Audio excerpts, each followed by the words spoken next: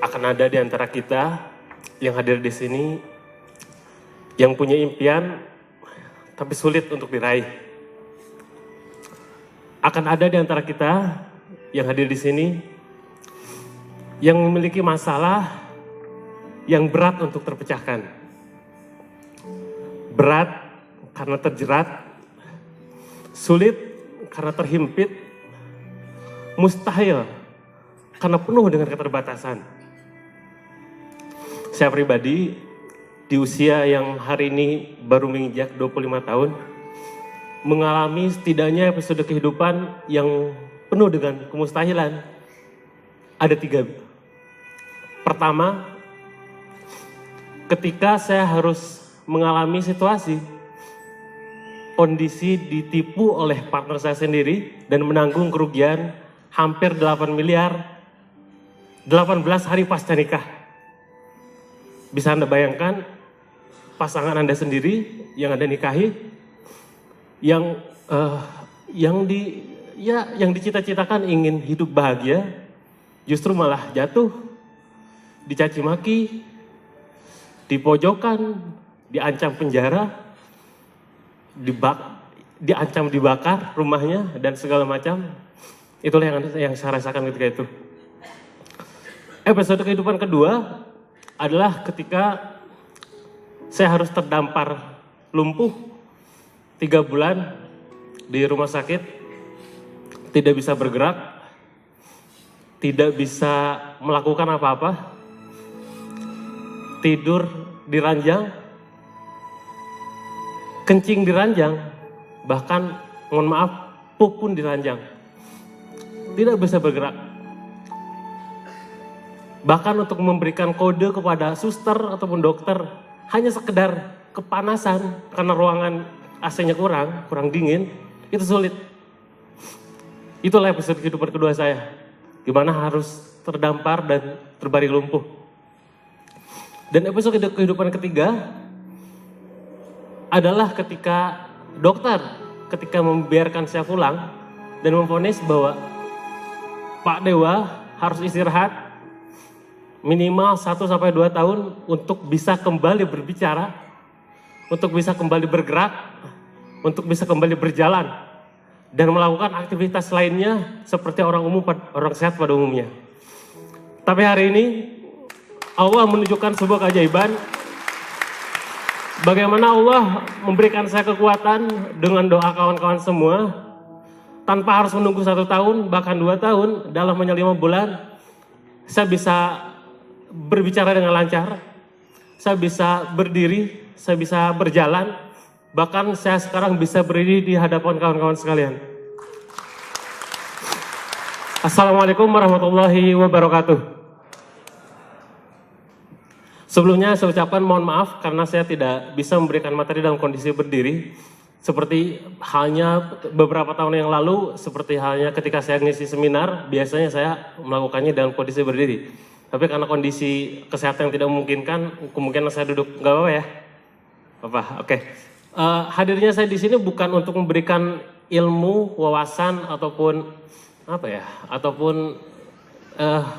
pengetahuan yang berharga buat kawan-kawan sekalian. Mungkin Anda sudah belajar tadi banyak dari Mas Sabtu Hari Sugiharto, ya. Anda juga sudah belajar dari Coach Fahmi. Beliau berdua orang yang luar biasa, inspirasi saya juga. Ya, saya di sini hanya sekedar ingin berbagi cerita, ya, tentang memang yang saya alami selama ini. Ketika waktu itu Mas Randy ngontak saya, Kang Randy ngontak saya, dan benar kata Kang Randy, ketika saya dikontak, kondisi saya ketika itu belum bisa ngapa-ngapain, ngomong juga belum bisa, jalan juga belum bisa, jangankan jalan, berdiri juga belum bisa, bahkan duduk gini sakit. Tapi saya bilang ketika beliau, wah aku kasih panggung tanggal 4 Maret, saya bilang ya insya Allah bisa, saya bilang. Dan alhamdulillah sekarang saya bisa hadir di hadapan kawan sekalian. Ketika bulan Januari kemarin, jujur saya belum menyiapkan materi apapun untuk isi sharing ini hari ini. Saya tanya Kang Randy, Kang apa materi saya?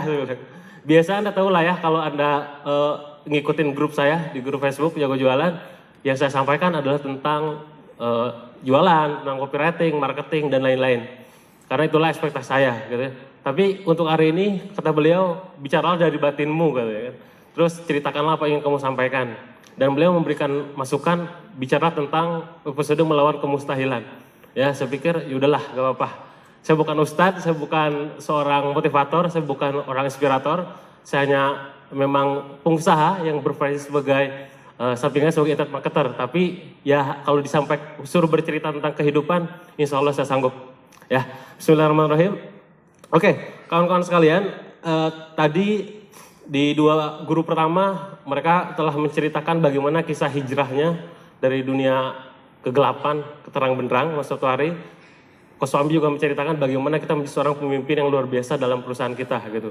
Nah, hari ini bagi Anda yang saat ini mungkin mengalami sebuah problematika kehidupan, entah itu rumah tangga yang rentan akan perceraian, ya, entah itu mungkin bisnis yang omsetnya terus anjlok gitu ya, atau mungkin karyawan yang susah diatur, atau mungkin hubungan rumah tangga dengan orang tua yang kurang harmonis. Saya ingin cerita tentang bagaimana saya melalui episode kehidupan saya dari yang episode 1 tadi sampai ketiga sampai hari ini. Oke, saya menamakan materi hari ini dengan sebutan melawan kemustahilan. Slide-nya boleh ditampilkan. Di sana kawan-kawan bisa saksikan bagaimana selama, ya mungkin saya yakin lah, saya yakin di antara kawan-kawan yang hadir ada lebih banyak cerita yang ceritanya itu lebih ekstrim, lebih dramatis, lebih menyedihkan dibandingkan saya. Saya yakin banget. Cuman ketika dikasih panggung untuk bercerita, ya apa salahnya. Nah, kawan-kawan sekalian, jujur ya, saya mau bersama Kang Randy sejak tahun 2012 kalau salah, 2011 lah kalau salah. Ya, ketika itu saya kontak beliau pertama kali adalah pas bangkrut. Ya. Itulah, pas bangkrut saya kontak gitu. Waktu itu saya ketemu dengan beliau pada saat training di Bogor, ya. Ngobrol-ngobrol, nggak terlalu akrab. Pas saya bangkrut, akhirnya saya kontak beliau dengan cerita yang tadi Kang Randy sampaikan. Dan situ saya jatuh, ya. Saya bingung bagaimana harus bangkitnya seperti apa dalam kondisi yang baru saja nikah gitu. Nah, Anda lihat bahwa di sana melawan kemustahilan, menguji keimanan, menyebut keajaiban. Coba saya tanya, tolong jawab dengan jujur brutal, ya. Dengan nggak ada yang lihat Anda kok, ya. Jawab dengan jujur brutal. Pertanyaan saya. Siapa di antara kawan-kawan yang saat ini hadir yang merasa punya masalah tapi kok nggak selesai yang katanya? Yang merasa punya masalah kok nggak selesai? Yang punya impian kok kayaknya nggak, sulit banget tercapai yang katanya? Yang nggak angkat tangan yang katanya? Nah, harus ngetes gitu ya. Oke. Memang ya, saya tahu perasaan Anda ketika Anda punya mimpi yang lebih besar, omset 1 miliar, 10 miliar, 1 triliun gitu kan. Orderan sehari sekian bungkus, sekian eksemplar, sekian piece, tapi nggak pernah tercapai. Kata motivator, kita harus bermimpi besar gitu kan. Ketika kita bermimpi besar, kenyataannya tidak pernah tercapai gitu kan. Saya pernah merasakan kondisi seperti itu. Atau ketika Anda memiliki masalah yang rasanya kok kayaknya nggak ada jalan keluarnya gitu. Susah banget nih keluarnya, gimana nih? Kayaknya karyawan tiap kali datang bulan depan keluar gitu kan. Atau misalkan ketika omset udah ikutin training dimanapun, ikut seminar, ikut baca buku kok gak naik-naik. Atau rumah tangga yang cekcok terus gitu kan. Saya juga pernah merasakan itu, ya. Bahkan sebelum menikah, saya hampir gak jadi nikah gitu ya. Sekali lagi, sebelum menikah, seminggu sebelum menikah saya hampir gak jadi menikah karena beberapa hal. Dan setelah menikah malah jadi musibah gitu ya. Ini kayaknya kok gini banget sih gitu. Dan saya banyak kejadian yang memang rasanya kok kayaknya Allah nggak adil gitu, nggak adil gitu ya. Kok kayaknya apa salah saya gitu. Dan akhirnya saya menemukan sebuah formula, dan formulanya itu justru sangat dekat sekali gitu ya. Yaitu dari guru saya sendiri, Kang Randy Saputra. Tepuk tangan untuk Kang Randy Saputra. Nah, Anda bisa perhatikan, orang-orang yang saat ini putus asa, kebanyakan mereka sebenarnya bukan salah di teknis, ya, bukan salah di strateginya, bukan salah di langkah ataupun actionnya. Yang salah pada mereka adalah dari segi keimanannya, betul? Ya, setuju ya? Bayangkan teman-teman sekalian, ketika saya bertemu dengan guru saya ketika itu, dan dia cerita, kondisi terpuruk kita adalah kondisi ketika kita tidak punya apa-apa. Dan kondisi ketika kita tidak punya apa-apa, disitulah keimanan diuji. Ya, sekali lagi, ketika kita tidak punya apa-apa, disitulah keimanan diuji. Anda sekarang tidak punya uang, Anda sekarang keluarga hampir pisah gitu kan. Anda sekarang karyawan masih dikit, pelanggan masih dikit dan segala macam. Uang nggak ada misalkan, atau uang masih punya lah ya katakan, masih bisa bergerak kalau masih punya segalanya. Tapi ketika kondisi Anda tidak punya apa-apa lagi, ya uang udah nggak ada, ya teman udah nggak ada, kepercayaan udah nggak ada, dan orang-orang yang terdekat sudah menjauh, disitulah yuk keimanan kita diuji. Apakah kita ingin mengutuk Allah dalam artian kenapa saya? Kata Allah bisa aja kan, kenapa enggak gitu ya. Ya kan? Atau kita justru malah semakin yakin dengan keajaiban yang akan Allah hadirkan. Di situ saya mulai berpikir, oke lah, saya yakin Allah punya maksud. Saya hadapi itu kejadian semuanya, dan saya akhirnya mengerti kalimat ini, ya, bahwa kata mustahil hanya ada pada orang yang tidak percaya dengan kebesaran Tuhan. Ya. Tadi mungkin Anda merasa kok kayaknya mudah banget ya Mas Sabtuari melunasi hutangnya yang bermiliar-miliar itu dalam waktu cepat. Gitu kan. Kok kayaknya mudah banget ya Coach Fahmi membangun perusahaan di mana-mana, ratusan cabang, bahkan kos-kosan juga banyak. Kok gampang banget. Kok kayaknya aku sulit gitu. Pernah ngerasain kayak gitu gak? Pernah kan? Nah itulah keadaan ketika kita ya tidak ada keimanan di situ. Ketika kita punya keimanan, yakin dengan kebesaran Allah, Allah Maha Besar, Allah Maha Penyayang, Allah Maha Mengayakan, kaya dan mengayakan, nggak ada yang mustahil di dunia ini, benar nggak? Itulah yang terjadi, ya. Dan saya di sini semakin diyakinkan ketika menemukan banyak hikmah kehidupan yang disampaikan oleh guru kita semua, Kang Randy Saputra, ya. Jadi sebenarnya ini alasan saya malas buat materi sebenarnya, ya. Jadi saya bilang, Kang Randy, Kang, aku minjem materimu ya. Dia bilang, yang mana Pak? Ya, yang mana aja? Yang ini. Saya bilang, oh udah gak apa-apa, silakan aja sampaikan. Akhirnya saya memang ya materi ini yang memang mengubah paradigma dan mindset saya. Ya, Anda mungkin merasakan bagaimana seorang member SBDKK ketika Kang Randy ngomong, energinya luar biasa terpancar, bener ya? Anda mungkin merasakan ketika Kang Randy berdiri di sini ngomong, energinya nyetrum ibaratnya ya, bener ya? Saya berbeda dengan Kang Randy, saya tidak bisa menyetrum Anda dengan sebuah storytelling yang memang membuat Anda menangis ataupun membuat Anda tergerak, saya tidak bisa seperti itu. Tapi saya ingin menyampaikan tentang apa saja yang sekiranya saya lakukan selama episode melawan kemustahilan ini. Boleh? Boleh? Mau tahu? Boleh. Yang mau angkat tangan? Tepuk tangan yang paling untuk Anda semua. Oke. Yang pertama adalah tentang hikmah dari kisah Safa Marwah. Ya, saya rasa kawan-kawan sudah paham, udah ngolotok ya berarti. Bagaimana seorang Siti Hajar ya ketika itu ditinggalkan oleh Nabi Ibrahim dan persediaan pangannya habis gitu kan. Hingga pada akhirnya dia butuh air, Siti Hajar lari-lari, Safa Marwah bolak-balik sampai berapa kali? 7 ya, sampai 7 kali. Dan akhirnya muncratnya di mana? Di kaki Ismail, benar ya? Itulah air Zam-Zam. Inilah kisah Safa Marwah. Cuma saya nggak akan ceritakan itu lagi, karena Anda sudah semuanya tahu. Tapi saya akan ceritakan bagaimana episode ini, kehidupan saya lalui dengan kisah ini, gitu ya. Oke, kembali lagi. Tahun 2012, pasca nikah, 18 hari saya bangkrut, ya. Dan di situ ibaratnya celah perpisahan tuh banyak, gede banget. Ya, dalam artian keluarga saya banyak menyalahkan istri saya. Ini gara-gara istrimu, segala macam ya. Ini gara-gara dia, segala macam. Bahkan hampir kita pisah gitu kan. Tapi untungnya istri saya selalu membersami saya sampai sekarang ya.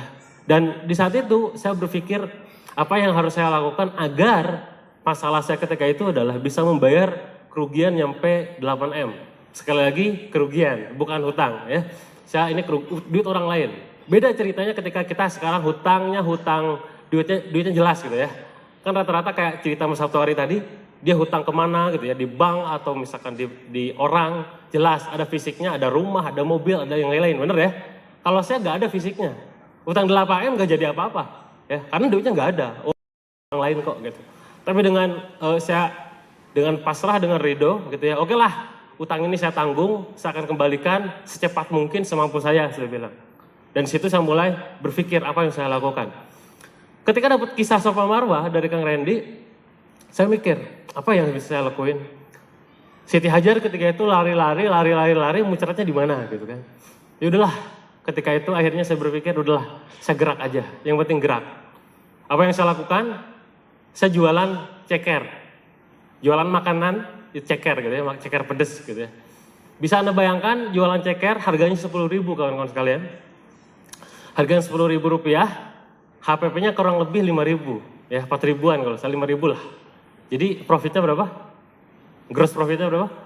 5.000 ya. Gross profit 5.000. Kira-kira mungkin nggak nyampe angka 8M? Mungkin nggak? Nggak mungkin, bener nggak? Sekarang pakai logika tuh, duitnya dari mana gitu kan? Aduh, nggak mungkin kayaknya. Tapi dengan kisah Safa Marwah, saya dengan penuh keimanan, saya bertemu partner saya, Mas Mirza, ya di sini juga Mas Mirza hadir. Mas, ayo bareng-bareng kita bisnis bareng untuk jualan ceker, saya bilang. Kita jualan ceker berhari-hari, bahkan ketika itu usia kandungan istri saya sudah hampir 6 bulan, udah kondisi gendut gitu ya. Masih masak pagi-pagi.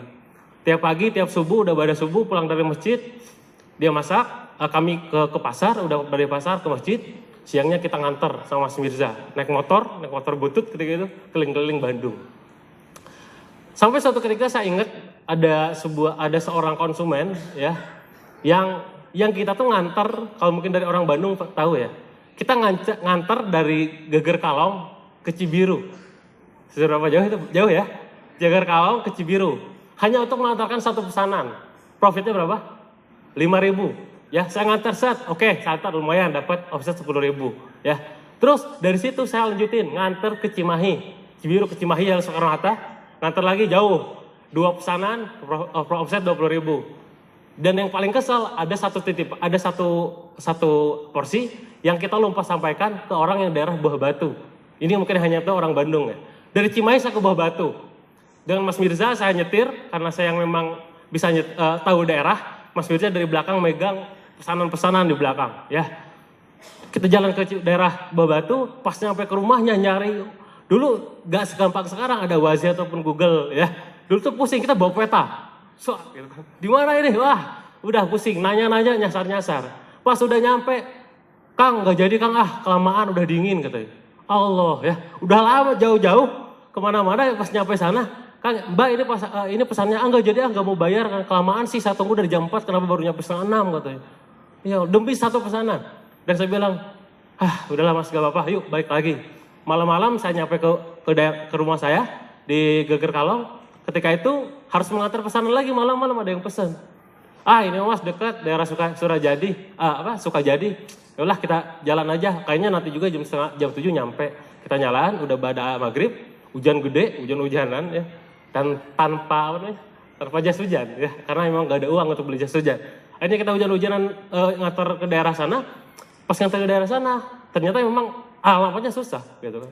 Sampai hanya untuk mengantar satu pesanan, kita butuh waktu 2 jam.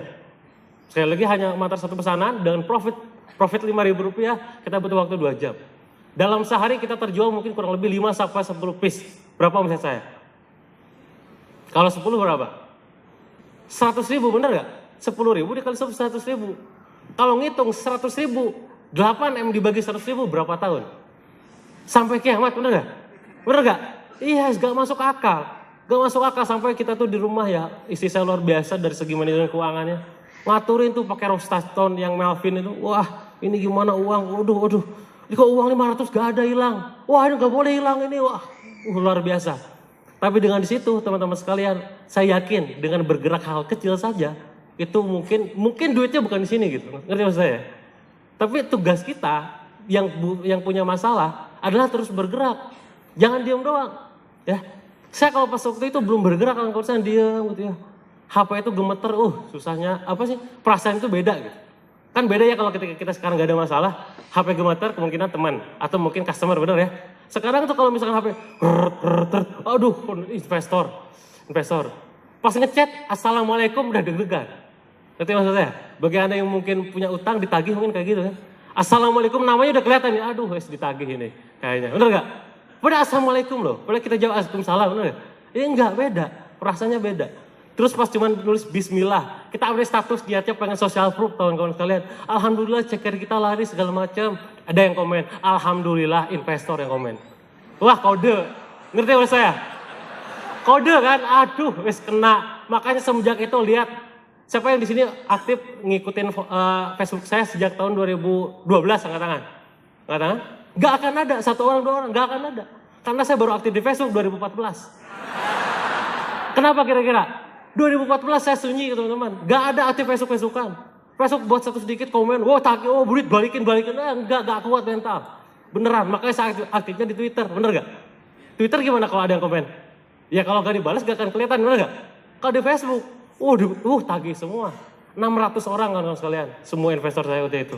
Bayangkan kalau satu bos status, social proof tujuannya gitu ya, comfort selling gitu ya. Wah, rame, update status, tagihan semua, jelek nama baik kita. Makanya saya gak aktif. Tapi ketika itu kawan-kawan sekalian dengan hikmah Safa Marwah, yang penting bergerak, yang penting apa? Bergerak, action aja. Jangan, nanti kan kayaknya mustahil, gak mungkin saya sekarang utang 1M, kayaknya cuma jualan coklat, jualan pisang, gak mungkin. Nah itulah, gak mungkin itu yang kita menghambat untuk bergerak gitu. Maka sekarang gerak aja dulu, ya, gerak aja dulu. Kan kayaknya gak kelihatan ya, gerak aja dulu lah, action aja. Ya. Karena nanti jalan keluar, pasti datang di tengah jalan. Ya, jadi hikmahnya Safa Marwah kan kawan sekalian dalam kisah dan episode kehidupan yang mungkin sering kita lalui adalah ini. Apa? Yang pertama apa? Terus bergerak. Ya. Ketika saya diam, udah susah. Ada yang tahu doa yang sering kita panjatkan ketika kita punya utang banyak apa? Selain yang doa yang disampaikan sama Sabtori apa?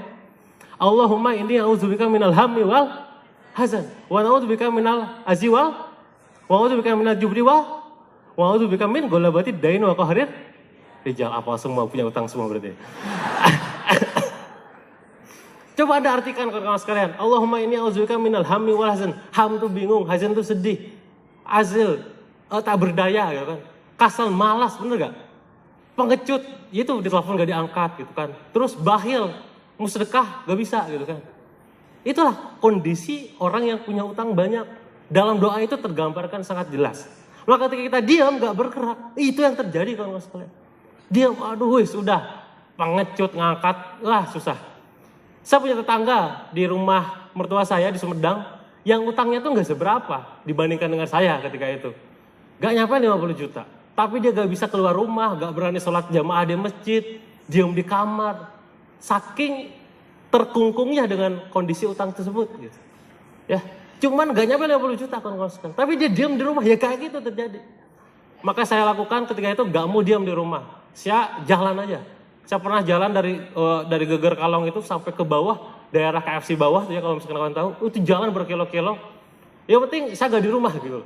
Kalau saya di rumah makin mampus nih gue gitu. Pasti saya energinya negatif.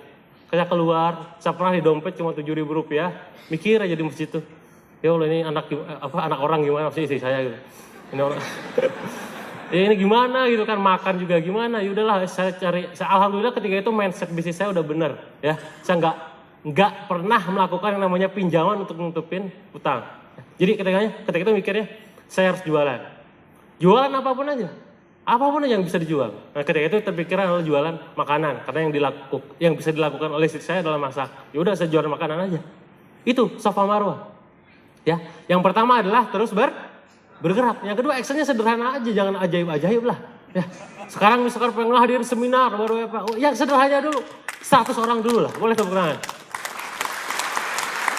Yang sederhana aja actionnya. Ya. Apalagi yang sederhana, nge-tweet, buat status Facebook. Alah sotoy, buat status Facebook edukasi segala macam. Pasti kalau niatnya negatif pasti gitu komentarnya. Tapi coba niatnya kita positif. Semoga dengan adanya tweet sederhana ini yang sekian karakter, ada orang tergerakkan hatinya, berubah pemikirannya kan lumayan. Action sederhana aja. Itu yang saya lakukan kawan-kawan sekalian. Yang pertama, Safa Marwah. Yang kedua, episode kehidupan yang saya lalui bisa juga Anda lakukan, yaitu ketika saya mendengar kisah tentang ini dari Kang Randy juga. Ya, sekali lagi ini semua materi Kang Randy lah. Yang kedua adalah tongkat Musa kawan-kawan sekalian. Kisah sederhananya adalah ketika waktu itu Nabi Musa dikejar oleh pasukannya Firaun dan teman-temannya gitu ya. Ketika dihadapkan dengan laut yang dia bingung mau kemana lagi kan. Apa yang dilakukan? Tongkatnya dipukulin tanpa banyak protes, tanpa banyak segala bertanya, jebret langsung terbelah jalan. Maka Randy sering sampaikan bahwa solusi itu dekat. Solusi itu apa? Sulawesi itu dekat. Nah setelah dapat ilmu ini kawan-kawan sekalian saya mikir, apa ya tongkat Musa saya gitu. Saya mikir ya, apa tongkat Musa saya, mikir. Sampai suatu ketika saya alhamdulillah bersyukur banget dibersamai oleh orang-orang yang luar biasa positif ketika itu. Saya punya mastermind di Bandung. Ya, mastermind di Bandung, mastermind itu kelompok kecil orang-orang positif di dalamnya. Ketika itu anggotanya adalah saya, Kang Randy Saputra, Mas Mirza, Mas Surya, si Pak siapa satu lagi saya lupa namanya, dan yang terakhir adalah Kang Nugi. Nah kebetulan Kang Nugi ada juga di sini ya. Kang Nugi. Ada ya? Ya, boleh temukan.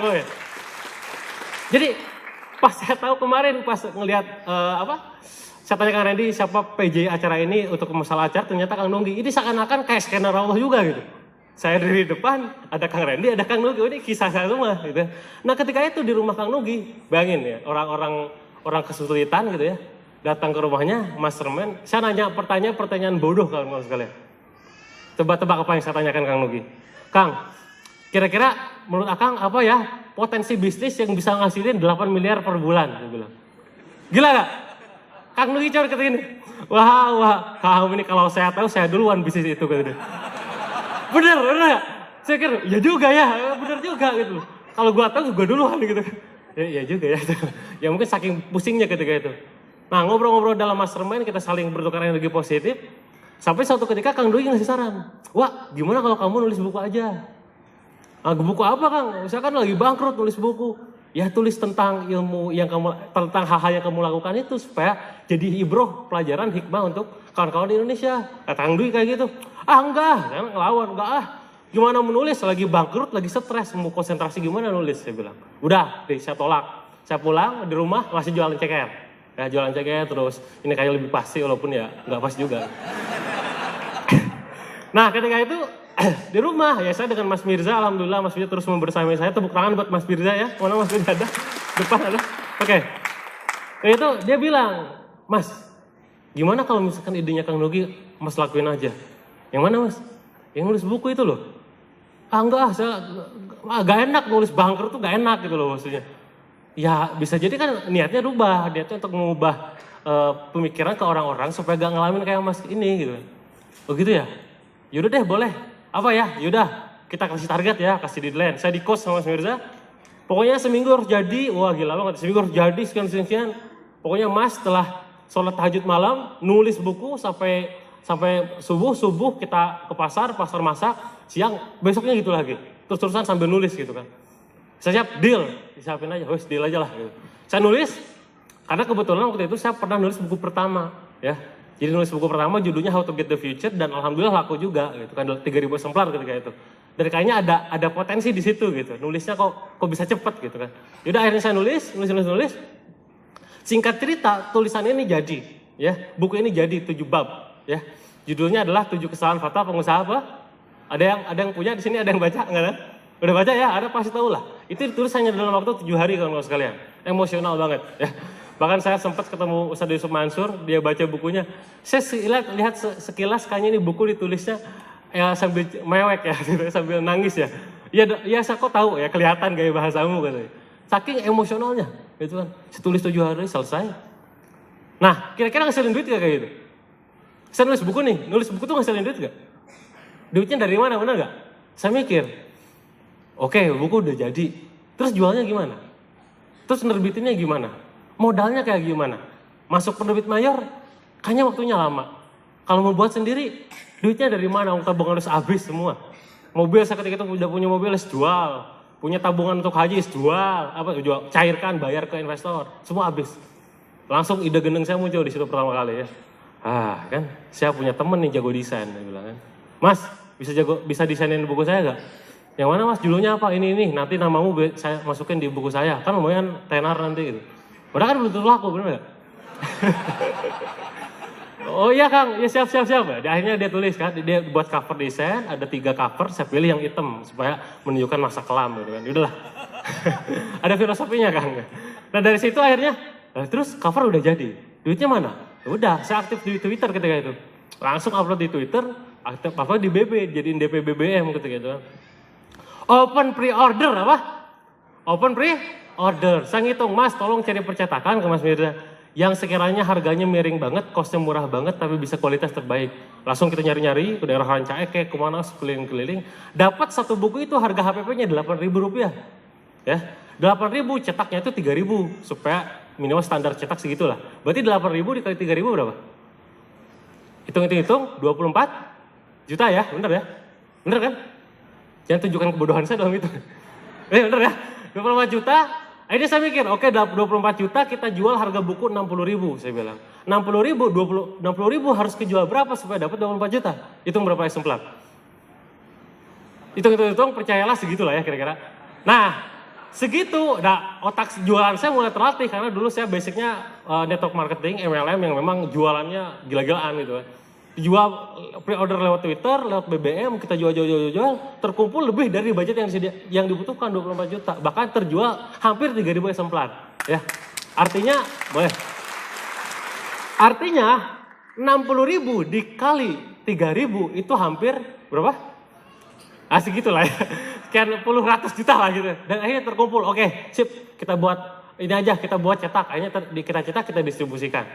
Di sini saya berpikir, ternyata saya mikir merenung, bertafakur gitu kan. Bahkan ada sebuah ketua hadis atau apa ya, saya lupa. Tafakur saatin khairum min ibadati sanatin. Ya, berpikir sesaat, sejenak, sejam itu lebih baik ibadah 1 tahun, lebih baik daripada ibadah setahun. Maksudnya apa? Terkadang kita berpikir mikir gitu kan. Nah, dalam hal ini tokat Musa saya apa? Tafakur itu. Bisa jadi tokat Musa saya adalah apa? Nulis, teman-teman. Wah, bisa jadi ini, Mas. Ya udah, Mas. Ini aja kita seriusin dunia penulisan. Yaudah, akhirnya kita sampai sekarang buat Billionaire Store, penjualannya setiap hari launching 10.000 lebih, segala macam. Alhamdulillah. Awalnya dari mana? Dari tokat Musa, kawan-kawan sekalian. Gak ada yang percaya. Nah, sekarang kawan-kawan sekalian, Anda sekarang dalam terlilit utang yang banyak, masalah yang pelik gitu kan. Terus impian yang besar sulit untuk diraih. Cari tokat Musanya kawan-kawan sekalian. Terus bergerak Safa Marwah, sekarang pikirkan tokat Musanya apa. Dan Anda gak bisa niru orang lain. Misalkan, kayaknya Kang Dewo ini dapat sekian, kok dapatnya gampang banget. Nulis itu namanya nyontek, gak bisa, rezeki orang beda-beda. Saya ketemu orang sukses, luar biasa kawan-kawan sekalian. Ada penulis buku yang dia tuh memang rezekinya itu di buku gitu. Ada yang nulis buku sampai difilmkan, ada yang nulis buku difilmkan gak susah juga gitu kan. Ada yang memang seminar publiknya laris tapi seminar corporate-nya gak laris. Ada faktor rezekinya itu beda-beda tiap orang. Saya ngobrol sama si Ipo, sama kawan-kawan sekalian, ngebahas tentang ini gitu. Ternyata benar.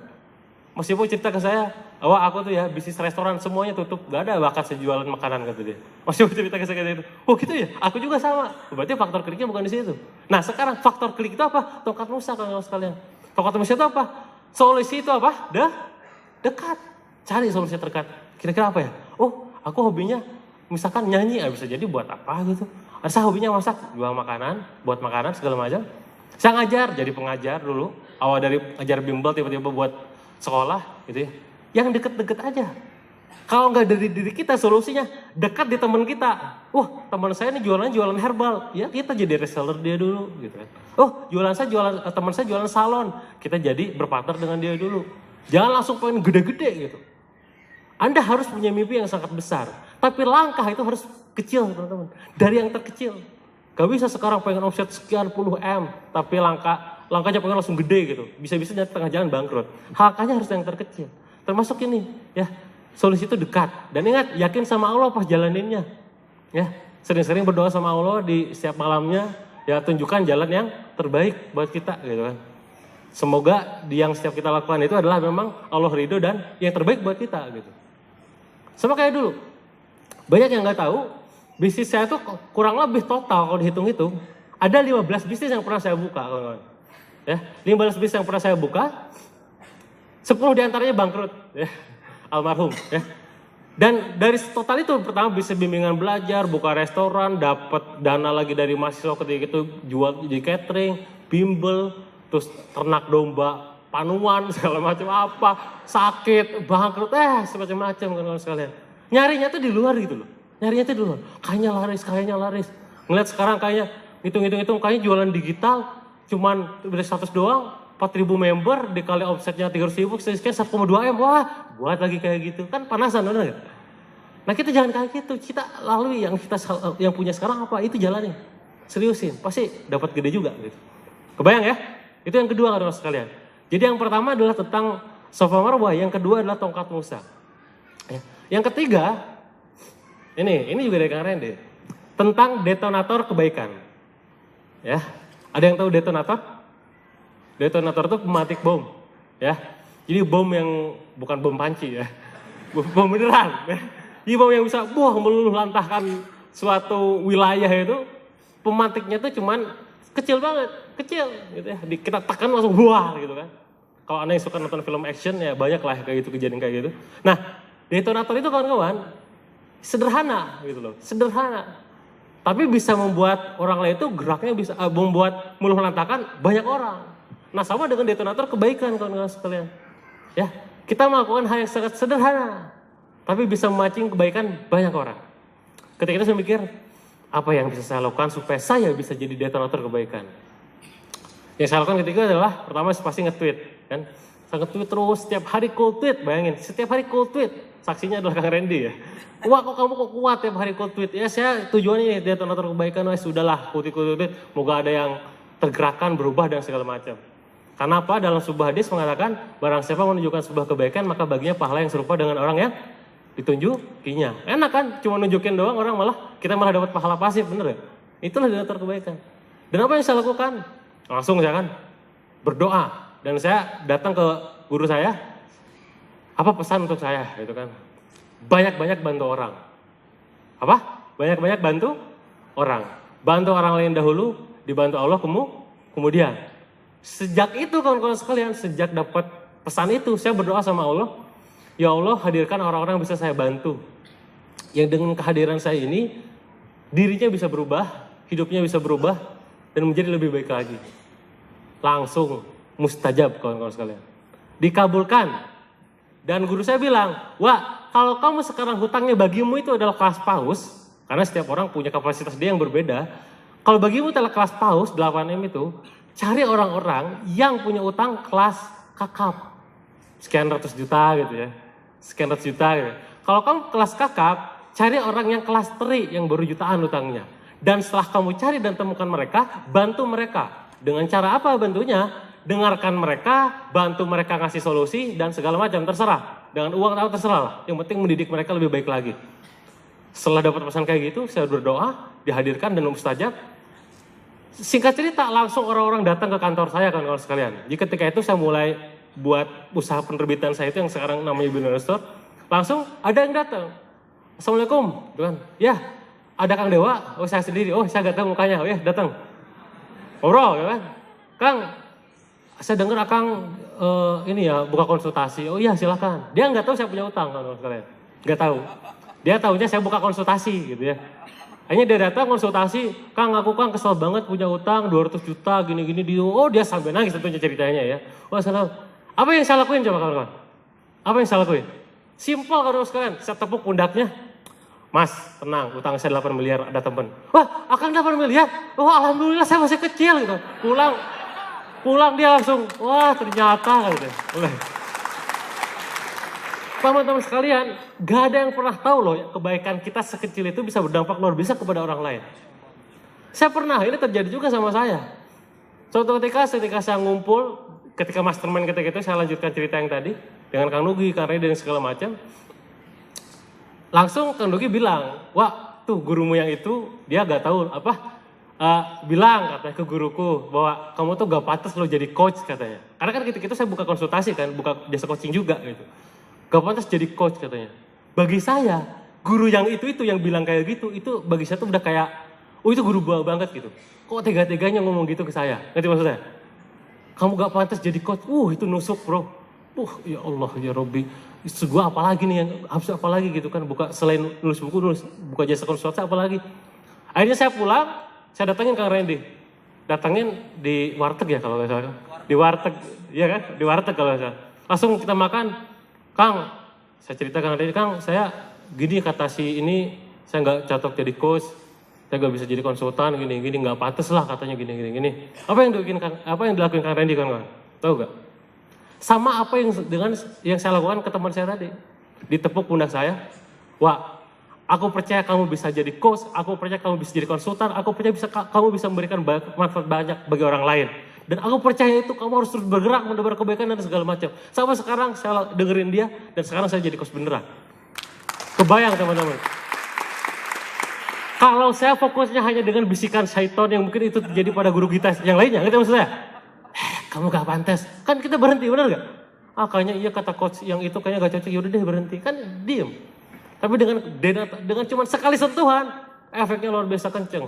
Gitu kan? Dan itu yang saya alami dan saya lakukan kepada orang lain. Pernah satu ketika, ya saya juga itu ya buka konsultasi segala macam. Akhirnya saya ada teman yang mempercayakan ke saya. Akhirnya kita sama Mas Mirza, saya dengan Mas Mirza pergi ke Surabaya. Ada klien 9 orang. Ya bahkan di sini juga salah satunya kliennya ada di sini, Mas Gopal yang akhirat. Nah ketika itu boleh tepuk tangan Mas Gopal ya. Mas Gopal tahu lah dengan kawan-kawan yang dari Surabaya lainnya. Ketika itu saya lagi susah, tapi saya dengan itulah karena saya ingin jadi detonator kebaikan untuk bisnis mereka gitu kan. Yaudahlah saya datengin, saya coaching. Kontrak 6 bulan kalau nggak salah, kontrak 6 bulan. Kita dibayar kurang lebih hanya sekitar gak nyampe 20 juta. Ya, bayangin, 6 bulan gak nyampe 20 juta. Dan kita megang 9 klien, bukan satu kan kawan. Jadi setiap sebulan sekali saya datang ke Surabaya, nge-coaching 9 klien. Tapi dengan prinsip ini, saya berbuat baik, harus berbuat baik. Gambo gimana caranya lah. Kita berangkat ke Surabaya. Saya pernah ke Surabaya sampai di bulan ke-5 ke-6 tuh saya gak bisa berangkat karena sakit kita itu. Saking diporsirnya, Mas Firza yang berangkat sendirian. Tapi sekarang kawan-kawan sekalian siapa yang sangka gitu kan. Bisa jadi sekarang perusahaan saya berdiri dengan aset yang luar biasa, omset yang luar biasa. Bisa jadi kan detonator kebaikan saya terhadap orang lain. Bisa jadi. Ngerti maksud saya? Nah Anda pun begitu kan kawan sekalian. Gak pernah tahu Anda sekarang cuma sekedar dengerin orang doang. Kadang orang tuh gak butuh solusi, bener gak? Orang cuma butuh didengerin, bener gak? Curhatnya sok, sabar ya, Udah nangis, lega loh dia. Gak dikasih solusi, udah kasih teh aja udah. Selesai. Ngerti saya? Hal sederhana tapi bisa powerful bagi orang lain. Itulah detonator kebaikan. PR Anda adalah sekarang jika Anda ingin bergerak, pikirkan hal sederhana apa yang bisa Anda lakukan agar bermanfaat bagi banyak orang. Nge-tweet, buat status Facebook. Jangan nunggu ahli Anda buat status Facebook kawan-kawan. Aku makan apa atau kayak rengginang apa gitu. Lebay bener gak? Lah siapa tahu tulisannya di Facebook itu yang singkat, jebret di share 1000 orang, 100 orang, manfaat orangnya ada yang nangis, ada yang apa. Orang lain bisa jadi berubah kawan-kawan, gara-gara status Anda loh. Gak dibayar tapi jadi tabungan kebaikan buat Anda. Karena Anda jadi detonator kebaikan. Kebayang ya? Itulah detonator kebaikan. Hikmahnya apa? Anda harus banyak bantu orang lain. Ya. Hadis juga sudah disampaikan tadi sama Mas Sabtu hari ya. Jika Anda ingin memudahkan urusannya di akhirat, dunia dan akhirat, maka bantu orang lain. Ya. Ini jadi hadis yang sangat powerful. Bagi Anda yang sekarang hidupnya penuh dengan masalah, ya, masalah gak selesai-selesai, bantu banyak orang. Gak harus banyak juga sih, ya mungkin orang sekitar Anda, samping, kiri, kanan, depan, belakang, bantu mereka. Gitu ya. Terus lakukan banyak kebaikan. Dalam hal apapun. Saat senggang nganggur dikit, nge-tweet, atau misalkan buat status Facebook lah sekarang, tweet udah gak musim ya. Facebook, share, atau kalau nggak bisa buat status Facebook, ya share status kita. Mas Sabtu, Kang Randy, Kus Fahmi, saya yang bagus-bagus share tuh. Ya, bisa jadi Anda pun jadi pahala dari situ. Orang lain baca, Anda dapat pahalanya. Gitu. Kebayang ya? Itu yang ketiga, keempat ya? Ketiga. Nah, dalam episode kehidupan berikutnya, melanjutkan cerita ini, ada sebuah istilah ketika karena dia bilang bahwa dalam kehidupan kita itu kadang mengalami yang namanya small test, ya, tes kecil gitu kan, ujian kecil, tes sederhana. Ini pun yang saya rasakan, ya, ketika mikir ketika itu, udah lama nih bergerak, udah nulis segala macam, kayaknya terus ngisi coaching juga, kayaknya kayak gak menghasilkan lah gitu. Sehingga pada akhirnya saya mikir apalagi ya gitu. Pas lagi mikir apalagi ya, malah diundang di banyak tempat. Ya, saya diundang di beberapa perusahaan, di beberapa komunitas dan segala macam. Sampai suatu ketika ada undangan yang datang lagi-lagi dari guru saya sendiri, Kang Randy. Ya. Gak tahu kenapa kok percaya gitu sama saya. Gitu. Ketika itu malah anehnya, Mas, kata Mas Mirza manajer saya juga, Mas, ini ada undangan ngisi di Keke Collection, ketika itu namanya masih Keke Collection. Ini ngisi Finlit katanya. Finlit, financial literasi. Insya Allah saya bisa ngajarin financial literasi gitu kan, Melvin, bisa. Tapi kan kayaknya gak gue banget gitu. Gue ini energinya selling bukan keuangan gitu. Tapi saya mikir, ini small test nih saya bilang. Yaudah Mas, iyain aja. Gitu. Saya gak nanya budgetnya berapa, iyain aja gak enak, tajim sama guru. Gitu. Siap. Terus saya berangkat, saya Mas Widya berangkat naik travel, maklum gak punya mobil, naik travel dari Bandung. Biasa pakai jas, masa perusahaan gak pakai kaos gini, bener ya? Kayak jas gitu kan, jas juga cuma satu-satunya, beli di Gede Bage harga murah gitu. Terus akhirnya kita ke Bogor naik travel, berhenti di mana gitu saya lupa, dan untuk ke tempat Hotel Amarosa di Bogor itu lumayan jauh. Saya pikir, Mas ini Hotel Amarosa di mana? Nanya-nanya, daerah sana. Dekat kata orang sekitar sana, dekat Kang. Oh dekat, ya udah jalan. Sama Mas Widya saya jalan di tempat travel tuh, sampai ke Hotel Amarosa. Jalan udah lama, udah 15 menit kok gak nyampe saya bilang. Deketnya ini sedekat apa gitu. Mas naik angkot aja yuk. Kita akhirnya, Mas naik taksi aja yuk saya bilang. Mas budget lumayan mas, taksi mas, masih aja ngirit orangnya ya. Ya, naik angkot. Kebayang teman-teman pakai tas, pakai rapi, terus ada angkotnya tuh udah ada ibu-ibu, nenek-nenek segala macam, bau kabeh gitu ya. Terus saya sama Mas Widya datang, masuk gitu kan, pakai jasa dia, ya Allah saya bilang, yaudahlah small test, udah jalan, terus kita nyampe juga akhirnya di tempat Amarosa, saya di bawah keringetan ya, sudah capek kan, udah segala macam. Di toilet itu saya mikir, ngaca gitu kan. Sampai pernah berpikir kayak gini, ya Allah kok gini banget gitu loh. Ngerti maksudnya? Kok nyari duit gini banget gitu maksudnya? Sampai harus ya berlagak keren misalnya pakai jas gitu kan. Harus naik angkot pada saya ini kok gini banget ya Allah. Tapi ya saya sempat nangis juga di situ. Udahlah, air matanya dihapus, saya ke atas ketemu Bu Tika, ngisi akhirnya di distributornya di situ. Ngisi, gak tahu pesertanya ngerti atau enggak gitu ya. Oh yang ngisi aja gitu ya. Pas pulang juga dikasih, alhamdulillah lah, lumayan gitu kan. Walaupun yang angkanya sekarang dapetin segitu bisanya cuma 5 menit juga bisa dapat gitu kan. Kalau ngeblas email, songong. Ya, intinya apa? Sebelum Anda pengen dapat omset yang sangat besar kawan-kawan sekalian, sebelum Anda sekarang pengen omset dapat 100 juta per hari, 1 M per hari, lakuin dulu, lalui dulu ujian-ujian kecil kawan-kawan sekalian. Ujian kecilnya apa? Bisa jadi Anda disuruh packing-packing gitu kan. Ya, masa harus aku gengsi dong business owner packing-packing, bener gak? Bisa jadi kayak gitu, cuman ya ini ujian gitu kan, ujian kecil. Ada sekarang diminta untuk apa, misalkan ngejadiin catering banyak. Oh ini harus bisa melalui tes ini nih sebelum dapat order yang lebih banyak lagi.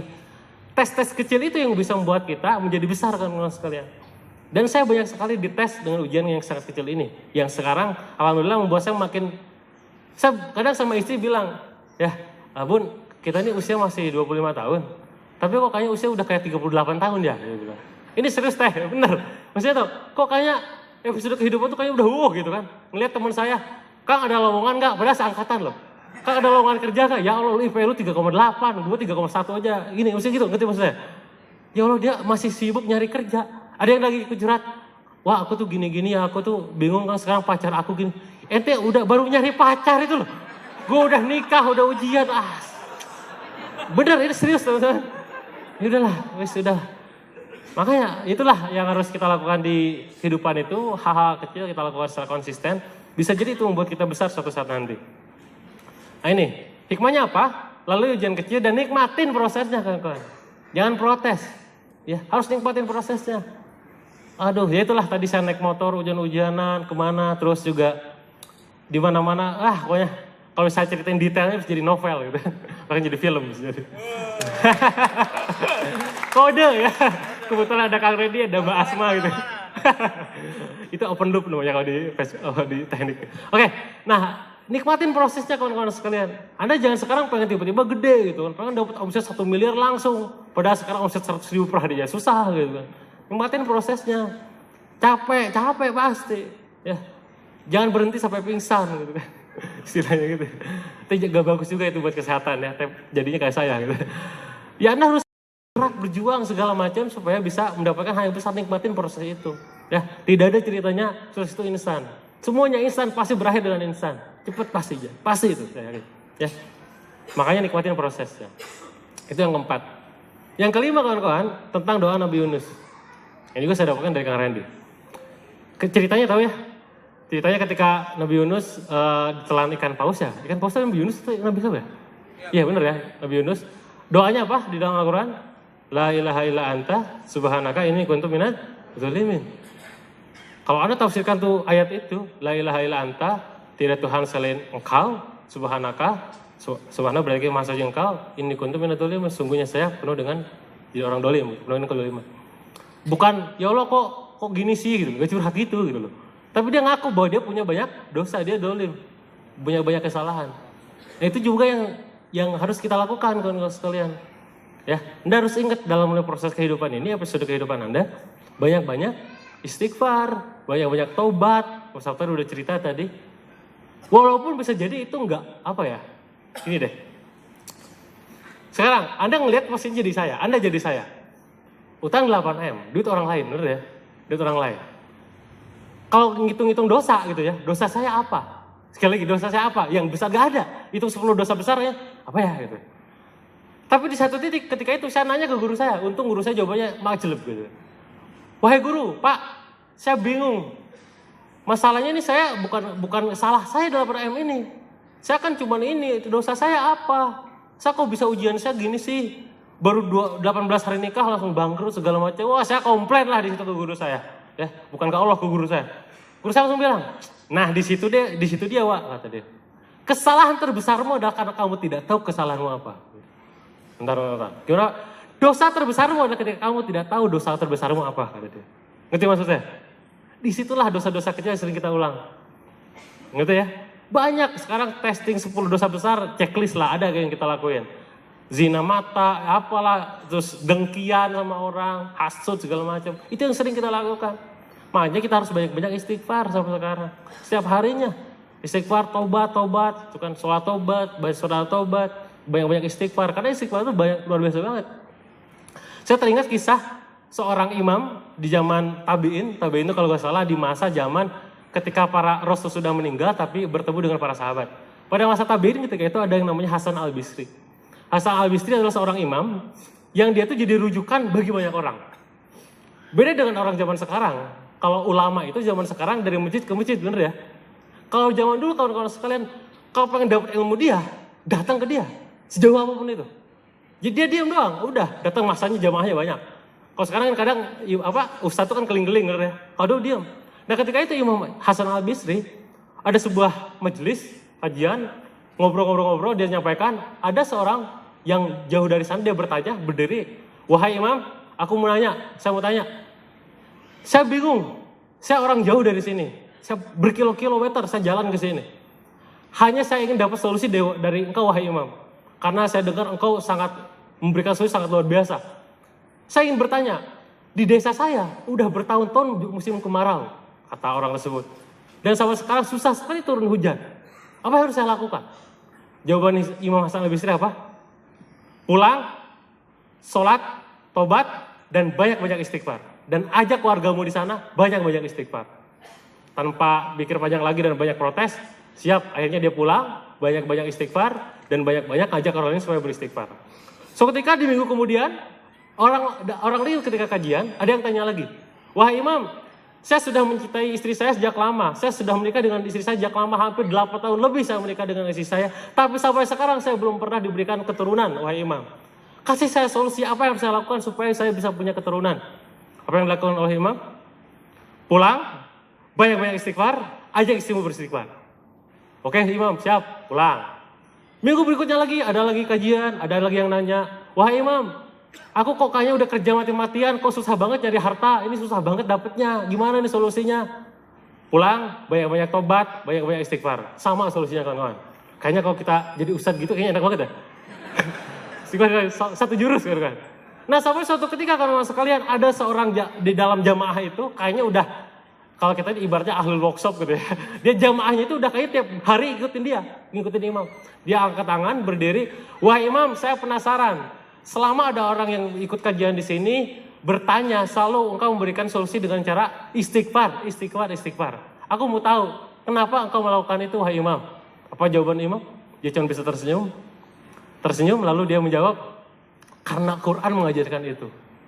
Kita buka surat Nuh ayat 10 sampai 12 ya. "Qultus tagfiru fa innahu kana ghafaro." Lalu di ayat berikutnya fajumditkum segala macam, saya enggak hafal ya. Dari situ bahwa solusinya adalah kalau kamu kekeringan, susah keturunan, susah harta dan segala macam, banyak-banyak beristighfar. Dan itu yang ibaratnya alhamdulillah terus kita lakukan. Saya beristighfar dan banyak beristighfar. Dan sampai sekarang alhamdulillah juga masih hidup, ibaratnya perusahaan juga kokoh, bisa tumbuh segala macam, bahkan sekarang udah hampir selesai kerugian saya itu. Bahkan kalau mau lunasin juga bisa semua gitu. Kalau mau gitu kan.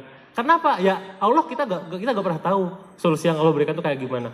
Tugas kita adalah terus memberikan yang terbaik versi kita dengan cara apa? Apa yang terbaik, ibadah terbaik, dan banyak-banyak istighfar. Astagfirullahaladzim. Itu yang kelima. Ya, jadi yang kelima itu adalah doa Nabi Yunus. Hikmahnya apa? Berbanyak istighfar, jauhi maksiat. Ya, banyak istighfar. Ya, jauh maksiat gimana? Ya ada sekiranya kemaksiatan, jauhilah. Ya, jauhi gitu kan.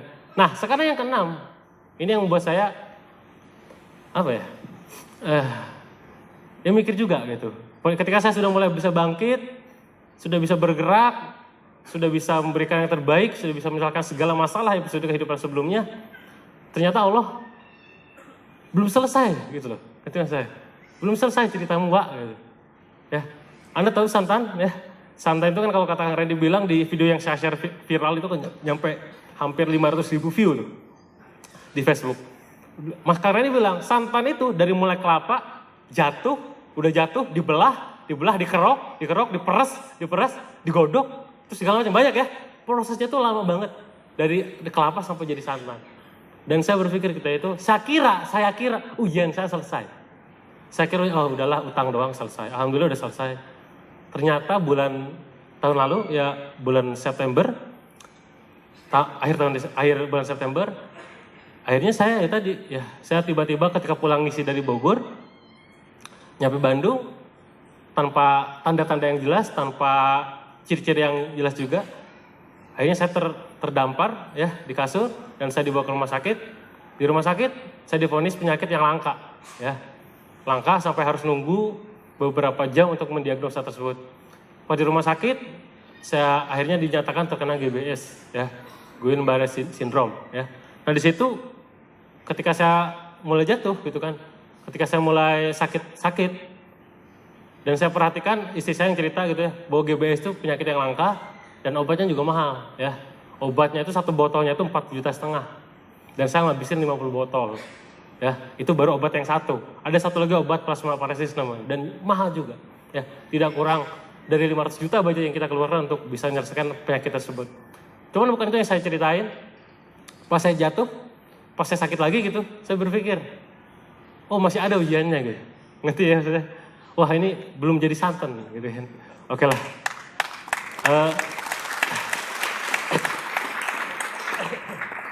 Sampai suatu titik saya dalam kondisi kritis ya, ini cerita dari istri saya karena saya nggak tahu ya, karena saya ngalamin gitu. Saya tidur kondisi kritis, udah gak bisa nafas, hampir wafat lah ibaratnya. Dan saya dipasang ventilator dan ketika itu benar-benar saya dalam kondisi saya agak sadar, saya memang seakan-akan berada di alam lain gitu kan. Saya mengalami, oh kayaknya udah Allah tuh udah kayak mengambil gitu kalau digambarin tuh ya. Cuma dengan doa kawan-kawan sekalian, doa teman-teman gitu kan, doa keluarga, doa istri juga gitu kan. Ya akhirnya ya sampai sekarang saya bisa duduk di sini terus bisa sharing lagi dan segala macam. Dan saya sadar bahwa ternyata ujian saya belum selesai. Sampai satu titik saya pernah ketika saya ketika saya terbaring gitu. Ya Allah salah saya apa gitu. Sampai saya komplain lagi kayak gitu, kayak pas waktu bangkrut. Salah saya apa? Saya kalau dari segi kesehatan, olahraga teratur. Ya, olahraga setiap hari saya olahraga. Makan teratur, istirahat teratur, semua teratur. Terus saya berbaikan, saya tiap hari buat status Facebook, di-share banyak orang. Grup saya 100.000, banyak orang yang nunggu status saya. Saya nulis buku, banyak orang yang terbantu dengan buku saya. Wah, banyak yang terbantu. Saya mikir, ya Allah salah saya apa gitu kan. Jadi seperti itu ya, tadi kembali lagi poin kelima, ya mungkin saya banyak dosa di situ kan. Sampai istri saya sempat ibaratnya udah nantangin Allah gitu kan. Udah dalam kondisi kritis, dokter bilang, Bu, mohon maaf ini 50-50 katanya. Pas sampai pernah nanya, Dok, saya penasaran di sini yang kena GBS ada berapa orang? Ada 3 orang, Bu. Yang pertama itu selamat, alhamdulillah, tapi kondisinya sekarang ditinggalkan keluarganya karena biayanya besar dan segala macam, gak ada yang tanggung jawab. Yang kedua itu wafat. Yang ketiga, Dok, suami ibu katanya. Berarti saya 50-50 bener gak? Ya Allah saya itu terus dengan banyak berdoa, sampai istri saya berdoa, ya Allah, wes pokoknya udah kayak nantang lah. Katanya kamu ini maha rahman, katanya kamu ini maha pengasih, katanya kamu ini maha penyembuh. Kalau memang kayak gitu pada sembuhkan suami saya. Sampai kondisi kayak gitu. Karena pertamanya ya itu nantangin itu loh. Dan saya kondisi kritis hampir meninggal lah ibaratnya. Sampai satu ketika ini saya salut dari istri saya, dia diam, dia nyesal karena udah gitu ke Tuhan, itu ke Allah. Ya Allah saya pasrah jika sekandainya suami saya dipanggil gitu kan. Saya pasrah jika sekiranya gini dan segala macam cerita dari istri saya. Dan malah ketika itu kawan-kawan sekalian, saya malah bangun. Dokter mengatakan, ini mujizat katanya. Ini mujizat, gak ada selama ini sejauh ini penderita penyakit GBS yang bisa sekuat Mas Dewa katanya. Dokter mengatakan seperti itu. Dan saya kalau misalnya gak ada istri saya, wah saya udah kayaknya ya gak ada gak ada harapan lagi lah gitu. Gak ada harapan lagi. Tapi untungnya istri saya terus membersamai saya sampai sekarang. Dari mulai dulu bangkrut sampai kemarin juga hampir berwafat, terus membersamai saya. Inilah santan kehidupan, ya. Saya yakin Anda juga mengalami kondisi serupa, mungkin beda hal. Ya, kondisi ketika Anda udah jatuh tertimpa tangga gitu kan. Ibaratnya banyak banget. Tapi yakinlah bisa jadi Anda belum jadi santan yang benar-benar santan. Ada episode kehidupan berikutnya yang mungkin perlu Anda lalui. Yang itu pasti lebih baik buat Anda. Maka hikmahnya adalah pasrahkan diri Anda kepada Allah dan terus berjuang. Mungkin kalau misalkan ketika saya terbaring, saya nyerah gitu ya udah saya wafat. Sampai dokternya ketika itu kebetulan non muslim. Ya, saya bilang, saya belum pernah nanganin pasien yang sekuat ini gitu. Karena saya punya ibaratnya rahasia besar itu apa? Pasrah udah. Ketika dulu bangkrut pasrah. Orang bilang, aku penjarakan kamu, aku bakar rumahmu, silahkan. Silahkan, pasrah udah. Gak ada tapi-tapi lagi. Termasuk kemarin pas tidur, mau panggil silakan, wafat juga silakan, pasrah. Tapi sekarang saya bisa bangkit dan bisa beda depan Anda kawan-kawan. Oke, yang terakhir, karena waktunya udah habis, ya saya lihat time's up. Dan yang terakhir adalah tentang semangat langit. Ya, ini program yang di Kang Randy buat juga. Dan bagi saya semangat langit itu adalah tentang sangka baik sama Allah. Ya, Anda hadir di sini bukan tanpa maksud. Ya. 800.000 itu bukan uang murah gitu kan. Anda hadir dari berbagai daerah datang sini pasti ada maksud. Allah pasti menentukan maksud buat Anda. Ada yang bilang seminar itu gak dampak, seminar itu gak ngefek, seminar itu gak ada hasilnya. Tapi bukan itu yang kita harapkan. Bisa jadi ada datang ke sini ada rangkaian dari Safa Marwah Anda datang. Bisa jadi Allah berikan kekuatan luar biasa buat Anda, teman-teman sekalian. Dan ingat, sangka baik sama Allah. Sangka baik sama Allah pasti ada maksud. Bisa jadi sini jodoh Anda, bisa jadi kekayaan Anda, bisa jadi ini adalah ladang perubahan Anda untuk lebih baik lagi. Dan pastikan langkah kita ke sini, pulang dari sini, itu tujuannya bukan hanya sekedar omset, bukan hanya tujuannya aset, bukan hanya sekedar bisnis, tapi ada obsesi akhirat di sana. Ya, apa itu? Untuk menabung kebaikan. Punya omset banyak, kita sedekahin banyak, bantu orang lain sebanyak mungkin. Itu yang terbaik. Karena kita tidak pernah tahu kehidupan kita nanti seperti apa. Skenario kehidupan Allah pasti yang terbaik, walaupun kita tidak pernah tahu itu. Ya. Bagi kita mungkin ini kayaknya susah, sulit gitu kan. Bisa jadi itu yang terbaik buat kita.